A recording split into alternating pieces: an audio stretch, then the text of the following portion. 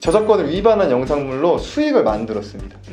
그러면 그 수익금은 어디로 가는 건가요?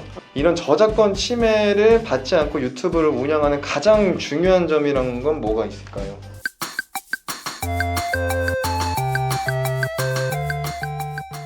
사실 저는 이게 제일 궁금했는데요, 그 멜리사님. 저작권을 위반한 영상물로 수익을 만들었습니다.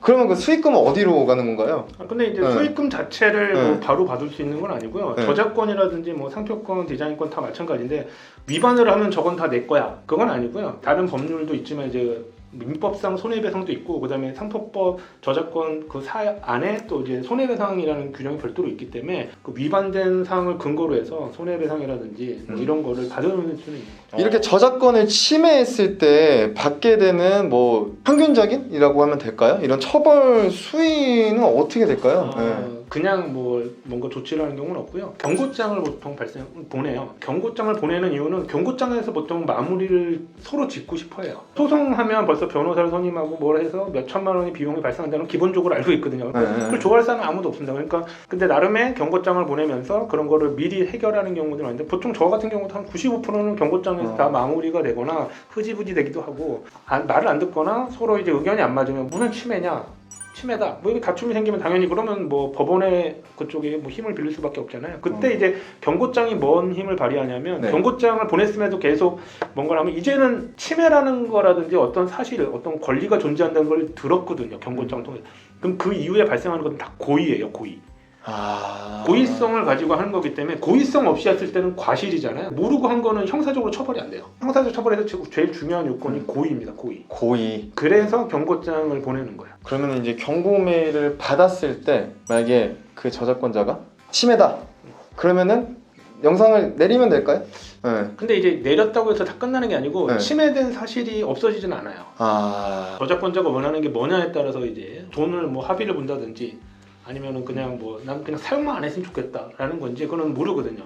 그래서 경고장에서 그런 걸 이제 합의를 보게 되는 건데 만약에 저작권자가 손해배상까지 뭐 막 그걸 원하게 되면 다툴 수밖에 없죠. 그 부분에는. 그거 뭐 경고장 받았다고 해서 뭐 무서울 건 없어요. 왜냐면 무섭긴 해요. 왜냐면 경고장에 막 징역 5년, 벌금 뭐 5천만 원 이하 이렇게 적혀 있거든요. 상표권이나 뭐 디자인권 같은 경우는 뭐 징역 7년, 벌금 1억 원 이렇게 돼 있어요. 근데 그거 하나 했다고 해서 뭐 징역에 갈거나 그런 경우는 없는데 이제 상습적인 경우는 없고요. 일회성이라든지 아니면 규모가 작거나 그러면 보통은 제가 경험적으로 보면 다 벌금에서 끝나요. 몇십만 원에서 끝난 경우들이 되게 많습니다. 변리사님께서 생각하시기에 이런 저작권 침해를 받지 않고 유튜브를 운영하는 가장 중요한 점이라는 건 뭐가 있을까요? 100% 피하는 거는 좀 어려울 거예요. 최소화하려면 이제 무료 이미지라든지 뭐 아니면 무료 음원 재료 콘텐츠 사이트라고 많이 하던데요. 효과음이나 아니면 영상이나 그렇죠. 이런 그런 게 것들. 이제 많이 생겨났어요. 그전에는 예전엔 이미지 정도 뭐 픽사베이 뭐 이런 것만 있다가 이제 유튜브라든지 이런 게 많이 이제 시장이 커지니까 이제 무료 음원 이런 것들이 생겨난 거죠. 그런 저작권 침해 위반 사례에 해당되지 않는 음원들이나 영상, 효과음 같은 것들, 이미지들 이런 것까지 하나하나 다 신경 쓰시면서 안전하게 유튜브를 운영하시는 게 가장 중요한 것 같습니다. 쇼핑몰을 제가 만들고 이제 유튜브를 통해서 상품을 홍보를 하고 있습니다. 그러면은 그런 홍보도 어떻게 보면은 불법 광고에 해당이 될 수도 있나요? 상품을 받거나 그 상품 자체에 대한 특별한 제한법이 없다면 그거를 홍보했다고 해서 문제되거나 그럴 거는 좀 적거든요. 왜냐면 우리도 이제 쇼핑몰 자체도 사진을 자기가 찍어서 올리기도 하고 그러면 그게 사진 자체가 영상으로 바뀐 거밖에 없거든요. 그것 때문에 뭐 불법 광고다 이렇게 말하기는 어려울 것 같고요.